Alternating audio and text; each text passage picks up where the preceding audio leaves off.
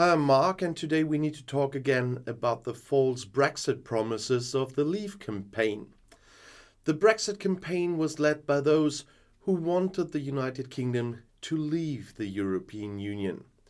The Leave campaign made several promises during the referendum campaign in 2016, and those included taking back control of the UK's borders, for example. The Leave campaign promised to end the free movement of people from the EU and to establish a new points-based immigration system. This was intended to give the UK government greater control over who enters and stays in the country. Saving money by not contributing to the EU budget was another point. The Leave campaign argued that the UK would save money by not having to contribute to the EU budget, which they claimed was costing the country billions of pounds each year. And then they talked about creating new trade deals. The Leave campaign promised that leaving the EU would allow the UK to negotiate new trade deals with countries around the world, which they claimed would be more beneficial to the UK economy than the current EU arrangements. And of course, there was restoring UK sovereignty. The Leave campaign argued that leaving the EU would allow the UK to regain its sovereignty, giving the UK government greater control over laws, regulations and policies that affect the country. And we must not forget supporting the NHS. The Leave campaign promised that leaving the EU would allow the UK to redirect funds that were previously being sent to the EU to support the National Health Service NHS. And which of these promises have been fulfilled since the UK officially left the EU in January 2020? But let's talk about the first promise of this list again. The British government, as you all know, is pushing ahead with its plan for the radical deportation law. What they don't talk about is legal net immigration in the country is at an all-time high. The British government is working flat out to stop refugees coming across the English Channel. Prime Minister Rishi Sunak and Home Secretary Suella Braverman want to use increasingly harsh means to end what they call the invasion of England, or as Braverman once put it. Sunak will be judged by members of the Conservative Party on whether or not his government will be successful with its planned deportation policy before the next election. It is said that this is decisive there. On Monday, the deportation law, the illegal migration bill, will be discussed again in Parliament. According to the law, all illegal immigrants are to be detained in camps for 28 days and then flown out to safe countries such as Rwanda. An attempt to fly refugees to Kigali failed last year at the European Court of Justice. No, not the European Court of Justice, the European Court of Human Rights. This has demanded that the policy must first be approved by British courts. The Supreme Court in London followed suit then. However, the case is hanging because an appeal against the verdict was lodged on behalf of the refugees. Conservative MPs now want to change the proposed law that would prevent British courts from stopping deportations by referring to previous judgments of the European Court of Human Rights. The refugees should not have any opportunity to obtain an injunction before departure. The Daily Telegraph Sunday newspaper reported that Braverman is trying to get the European Court of Human Rights to get an exemption for Britain so that London does not have to leave the European Convention on Human Rights. So British exceptionalism at its best again. The British government does not want to jeopardize the international reputation of the United Kingdom, but at the same time want to avoid the influence of Strasbourg on London's deportation policy. Sunak's promise to work with the United Nations as asylum seekers has not yet been fulfilled. The Telegraph reports that cooperation with the United Nations on this issue will not begin until the flow of little boats has been stopped. Otherwise, the public will have the feeling that London's restrictive immigration policy is being softened. In the long term, the British government wants to agree with the UN that a fixed number of refugees, around 20,000 a year, will be admitted to the country, and Parliament will have to vote on the number. I don't think that is legally possible. Moderate MPs will try on Monday to ensure that at least minors are protected from immediate deportation. And meanwhile, Interior Minister Braverman announced that new refugees would no longer be housed in expensive hotels, but in barracks and possibly even on old cruise ships.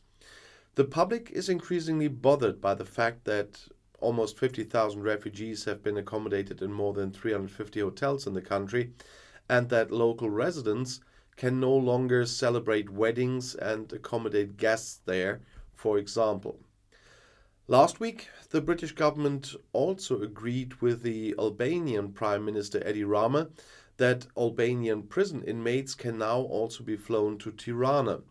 Sunak had already signed a new deportation agreement with the Albanian government in December. And the reason was, with Brexit, the United Kingdom has lost the possibility of deporting refugees back to the EU, or in accordance with the EU deportation agreement with Tirana, to fly them to Albania. Last year, Albanians made up the largest group of boat people with 12,561 people. And the reason is, they knew that, unlike in the EU, they could not be deported. According to the National Crime Agency, Albanian trafficking organizations took the opportunity to hire young men from poor Albanian north to work in Britain on illegal cannabis farms and in drug trafficking. Young women were lured into prostitution with the promise of a good life in Britain. At the same time, Albanian boat people used the excuse that they were victims of modern slavery to avoid deportation. And meanwhile, Albanian aid organizations, British police and lawyers are working to free and protect the actual victims of this modern-day slavery. When returning to Albania, however, local support in Tirana is often missing. All other illegally arriving Albanians are now being deported, and this year, London has already flown 800 people back. And meanwhile, Albanian society in Britain is experiencing xenophobia and resentment after Braverman called the Albanian refugee criminals in the House of Commons. There are numerous Albanian scientists, doctors and lawyers in Great Britain who experience this hatred every day and now see themselves as the scapegoat of London's right-wing populist immigration policy. The Tory government claims immigration is one of the top concerns of voters, but this is only partly the case. According to surveys by the analysis company YouGov, the high level of immigration in 2015, that means shortly before the Brexit referendum, was the most important problem for 70% of the public. Now it is for 25%. The number of people who believe immigration to the UK is too high was 70% at the time of the referendum. It's now 57%, but it's 66% for Conservative voters. What is amazing is that neither the British media nor the government is talking about the fact that legal net immigration is at an all-time high. While last year the boat people made up around 45,000 people, 1.4 million people came into the country for a longer stay, regardless of short-term visits. Net immigration hit a record of more than 500,000 people, while it was mainly Europeans who came to the UK before South Africa and China.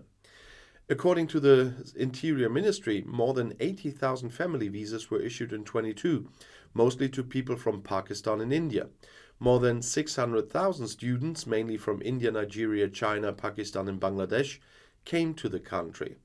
They have to pay between £10,000 and £50,000 a year for courses in Great Britain, but they are allowed to bring their closest family members with them. More than 50,000 resettlers came into the country through the special program for Hong Kong, as well as more than 200,000 refugees from Ukraine and Afghanistan. 423,000 people received work visas, mainly from India, Nigeria, the Philippines, Zimbabwe, the USA, Pakistan, Australia and South Africa. Germans only applied for 4,439 work visas, by the way. Poles, Romanians and Bulgarians are no longer even among the top 20 nations. Therefore, after Brexit, the number of immigrations has not decreased, but the nationalities have changed due to the new immigration law. So, for the hardcore Brexiteers, less white people. The Ministry of the Interior tries to issue work visas according to the qualifications of the applicants. However, the plan to let highly qualified people into the country in particular runs up against the reality of the British labour market. It doesn't just need scientists and doctors, computer specialists and engineers. In the care sector, thousands of jobs are now being filled by women and men from Nigeria. But Britain, despite high levels of immigration, is struggling to meet labour needs in agriculture, food processing, transport, slaughterhouses, healthcare, hotels, restaurants and construction. Even the former 45,000 au pairs from the EU are missing.